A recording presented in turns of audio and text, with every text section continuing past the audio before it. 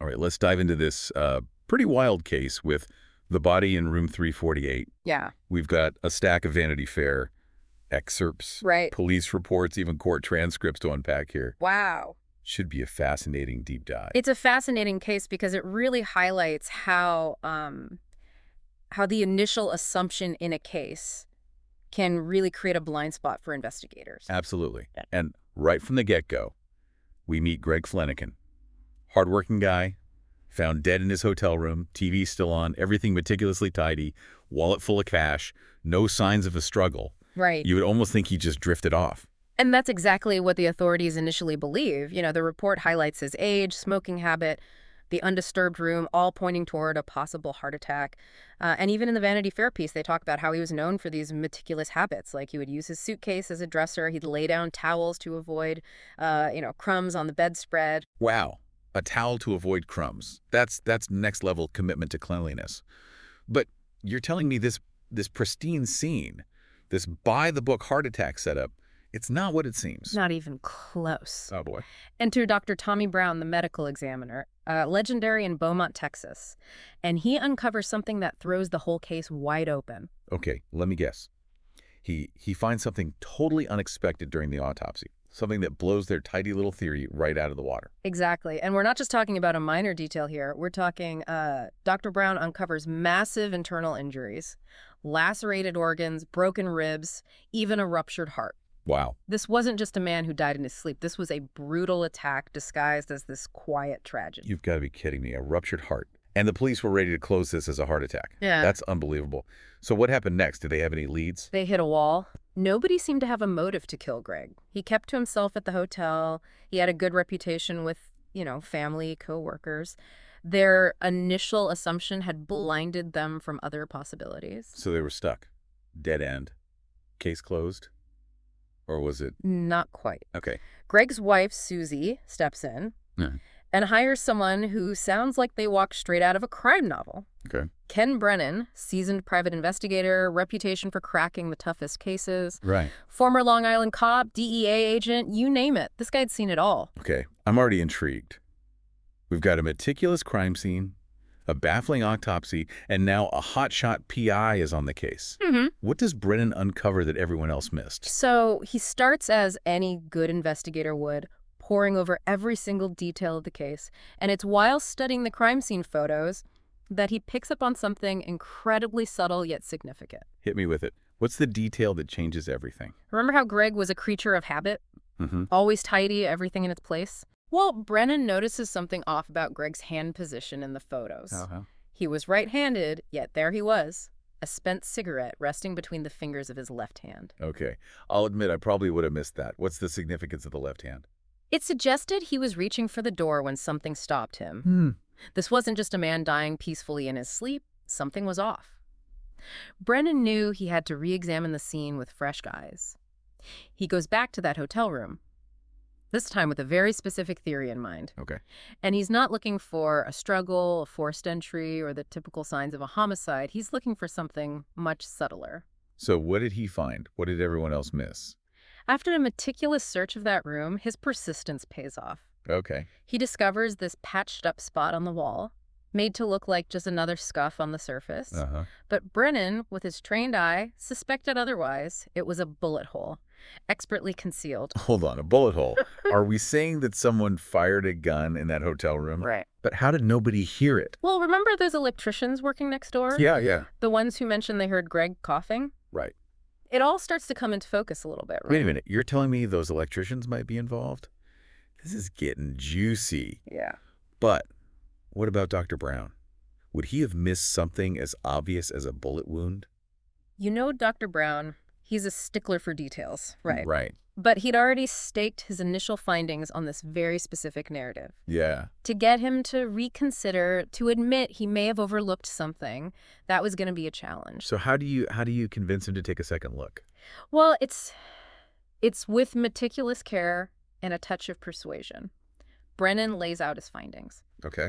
highlighting these inconsistencies, the hand position, that concealed bullet hole, and he urges Dr. Brown to revisit those autopsy photos. Yeah. Not with the assumption of a heart attack, but with the possibility of a gunshot wound. Okay. I'm on the edge of my seat. What happened next?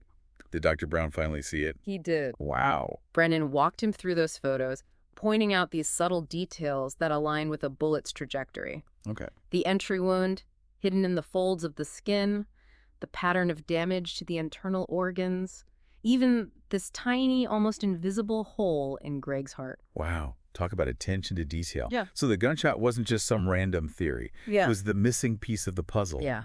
But why cover it up? What did the electricians have to hide? Well, that's what Brennan sets out to uncover. He travels to Wisconsin, where these electricians are based, to interview them one by one. Okay. And let's just say he wasn't afraid to, get a little creative with his interrogation techniques. Okay, I need all the details. He started with Tim Steinmetz, who shared a room with Lance Mueller, the electrician who owned the gun. Okay. What did Steinmetz have to say for himself? Well, Brennan starts by, putting Steinmetz at ease, letting him tell this rehearsed story without interruption. Uh-huh. He even lets him sign a sworn statement witnessed by a local officer. Wait, he had him sign a statement, knowing it was probably a lie. That's bold. What happened next? Just as Steinmetz thought he was in the clear, about to walk away, Brennan changed tactics. He revealed that they knew about the gun. They knew what really happened in that hotel room. Oh, I bet that got his attention. What was Steinmetz's reaction? He was visibly shaken. Yeah. The reality of the situation, the weight of his lies, it all came crashing down. Wow. And he cracked. He confessed. He confessed to everything. The drinking, the accidental gunshot, the frantic attempts to cover it all up. So they finally had their confession. Did they arrest Mueller right away? Not just yet. Brennan, always a few steps ahead, had Steinmetz call Mueller with the conversation secretly recorded. Oh, wow. They needed Mueller to incriminate himself. This is like something out of a movie. Yeah. What was Mueller's reaction when Steinmetz came clean over the phone? Disbelief, mostly. Really? He'd managed to convince himself that the gunshot and Greg's death were completely unrelated. He even pointed to, the initial reports, the autopsy, none of which mentioned a gunshot. He had no idea his carefully constructed reality was about to crumble. So they had Mueller dead to rights. But here's where it gets really interesting. Even after his world came crashing down, even with Steinmetz's confession, he still clung to one detail. You're talking about the coughing. Yeah. Even facing overwhelming evidence, Steinmetz insisted they heard Greg coughing after the gunshot. Which, if true, would completely contradict the medical examiner's findings. Right. It just doesn't add up. Do you think Steinmetz was lying, trying to minimize what they did? Or could it be something else entirely? What's a fascinating psychological element to this case, isn't it? Yeah. Trauma, guilt, these emotions can have a powerful effect on memory. Right. It's possible they convinced themselves, maybe subconsciously, that Greg was still alive after the gunshot, a way to alleviate their guilt, even if just a little. It's a sobering thought, isn't it? That sometimes we hold on to these distorted memories, these self-serving justifications, to make ourselves feel less responsible for the consequences of our actions. Yeah. But in the end, reality has a way of catching up with us. Absolutely. And in this case, reality came in the form of a manslaughter charge for Lance Mueller. So the case goes to trial. What was it like in the courtroom? Tense. Yeah. The atmosphere in the courtroom was incredibly tense. Yeah, I can imagine. The prosecution presented a mountain of evidence, but it was Susie Fleniken's victim impact statement that really resonated with everyone present. She wanted to make sure Mueller understood the full weight of his actions, even if unintentional. What was her message to the court? Her words were heartbreaking. They were powerful. She spoke of Greg not just as a victim, but as this loving husband, a good man whose life was tragically cut short. And she emphasized that while Mueller may not have intended to kill Greg, his choices, the drinking, the carelessness with the gun, and most importantly, the cover-up, those choices had devastating, irreversible consequences. It's a stark reminder that we are responsible for the choices we make. And sometimes even seemingly small actions can have these tragic, far-reaching ripples. Absolutely. And, it also highlights what's so crucial about this case, the importance of a fresh perspective. Yeah. If Ken Brennan hadn't stepped in, with his outsider's viewpoint, his willingness to question everything, would the truth have ever come to light? Right. It makes you wonder how many other unsolved cases are out there, Yeah. just waiting for someone to connect the dots, to notice the detail that everyone else missed. It's a chilling thought, but also a powerful reminder for all of us to pay attention, to trust our instincts, to speak up when something doesn't feel right. Right. Because sometimes the smallest detail, the quietest whisper of doubt, that can be the key to unlocking the truth. Well, that's all the time we have for today's deep dive. Join us next time when we'll unpack yet another captivating case. Until then, stay curious.